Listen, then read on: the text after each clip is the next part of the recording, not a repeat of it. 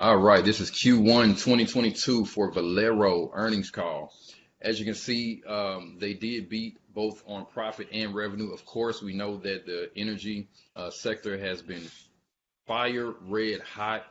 This was a very interesting call because they did talk a lot about Russia, and actually they said that the VGO, which I meant to Google that. Let me do that real quick here. The VGO coming out of Russia that is not coming into the US or Europe has definitely um, helped things as far as prices go. But they're saying that really nothing much has changed, which is very interesting to me because I'm sure many of you, like myself, thought that, of course, um, the Russia thing and all of the exports from Russia basically being canceled out meant that um, we would see huge supply cuts. But what's been happening is instead of the oil from Russia going into Europe and going into the U.S. is actually going into India, is going into China, and so India and China are now purchasing less oil from Europe, from America, and so from what they say on the earnings call, as far as the market goes, nothing has really changed at all. There isn't a decrease in supply at all. It's just that now oil is going to different places. So VGO is a vacuum gas oil. It's a mix of hydrocarbons produced during the extraction of crude oil. Um, and it looks like it's used for catalytic crackers. So again, this is not anything having to do with gasoline or anything. It's just a byproduct of oil. But I guess Russia has been a big producer of VGO, and so that is no longer coming to the U.S. And so now a lot of the U.S. Producers and refiners like Valero are having to purchase those products from South America and from uh, um, I forget the other place. But either way, the point is that nothing has really changed as far as supply is concerned. What has changed, however, is inflation and people's perception of inflation. And because of that, they say that the crack spreads have widened. And what that means is the price for oil has remained fairly constant, and the price of gasoline has gone way up. And so, of course, that means that Valero is just making money hand over fist right now. And what they do with that cash is a lot of the conversation in this earnings call. So they did talk about, buying back shares. They haven't done a lot of that, as you can see here, only 144 million. The stock price has just gone through the roof. It was at like 50 bucks at late 2021, and now the stock price is somewhere around 110, 120. So they're not buying back stocks, and honestly, I don't want them to. But they have to put that cash to use somewhere. They did talk about reducing their debt, meaning that any sort of bonds or anything like that that they may have taken out, they're just paying those off. And so that's really great. I'm not going to dive into the financials at all, but anytime that you have liability coming off the balance sheet and you're not and you're making money, right? So you're not decreasing your assets. What you have is a growing balance sheet, and that's really good. They did do a lot of talking concerning comparisons to 2021. For me, those comparisons they're pointless. Okay, in 2021 we had COVID. There was not a lot of demand for gasoline. There was not a lot of demand for jet fuel, and so of course they had losing quarters through 2021.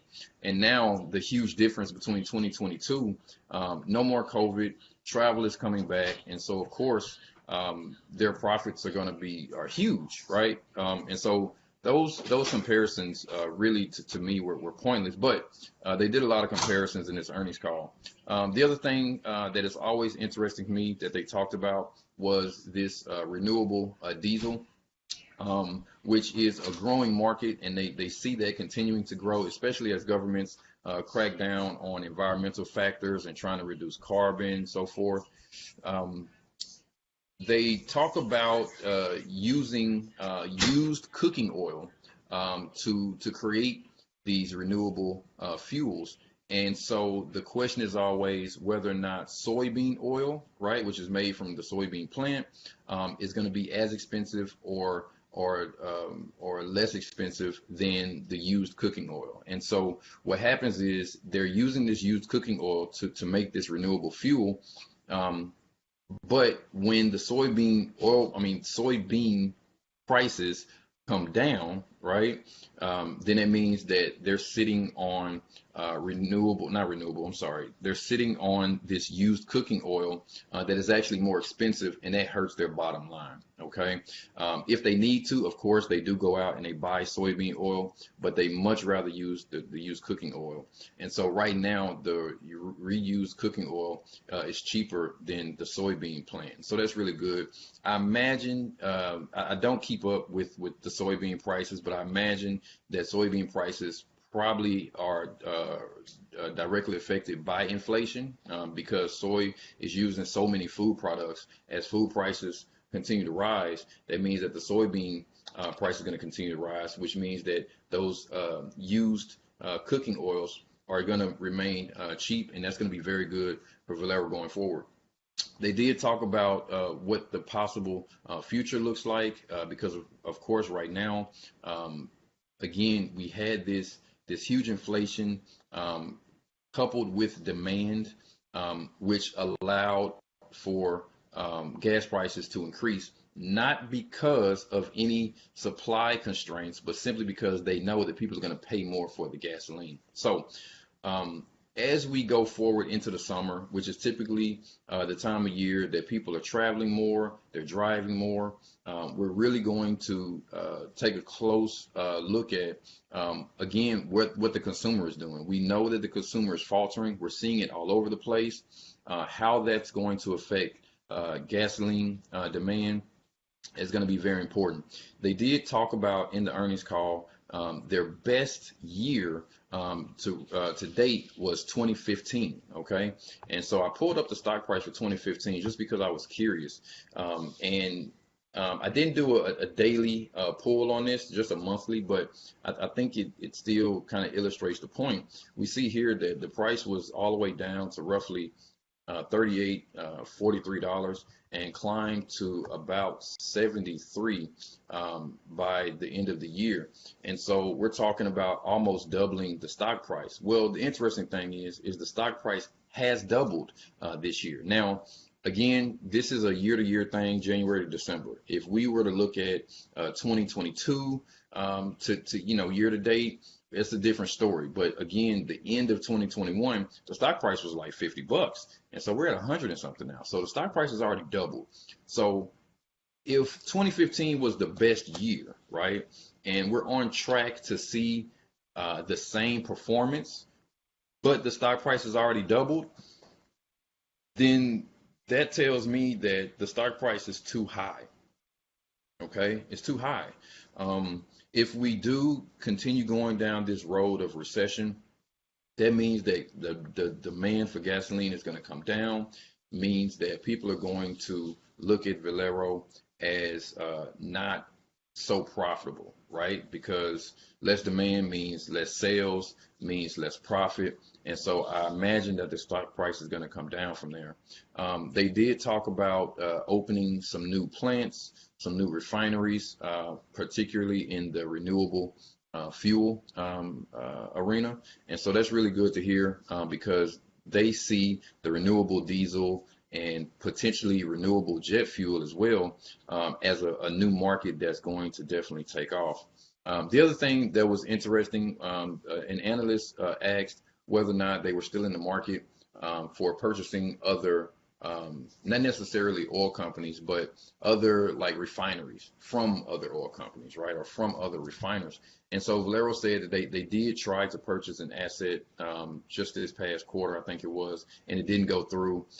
They didn't specify as to why. Maybe it was price, but they weren't able to get the deal done.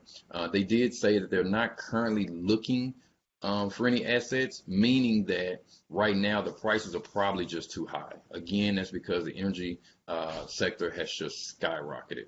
But they are in the market, but we won't see any sort of mergers and acquisitions happening anytime soon. Um, I don't really have anything else. They did mention natural gas, which is used for heating. The prices are really high right now in Europe. That's been the case all year. I know we discussed that in the previous earnings call summary. And the natural gas that they're selling to Europe is coming from the southern United States, where natural gas is really cheap. So, I mean, everything really does look up for the company. To see the stock price continue to go up from here, I do see it as a possibility. However, like I said, you know, when that second quarter earnings report comes out, if in fact people aren't traveling as much this year as expected, then we can start to see the stock price come down.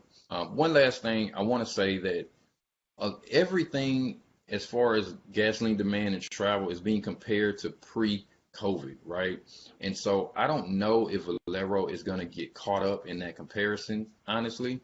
I think at this point it's more of can they sustain these sales numbers, right? And so if the sales tick up next quarter or even if they stay the same, I think we can still see a stock price continue to rise or at least stay where it is. The only way I see this stock price dropping is if, in fact, we have this existential, you know, fear from traders, where they say to themselves, we're in a recession, people don't have as much money, and so we think, right, that Valero's not going to do as well, and then we'll start to see the stock price come in. If that doesn't happen, then there's no reason why it can't continue to go higher, even though looking at the numbers from 2015 being their best year to date, it's hard to imagine, but it's possible.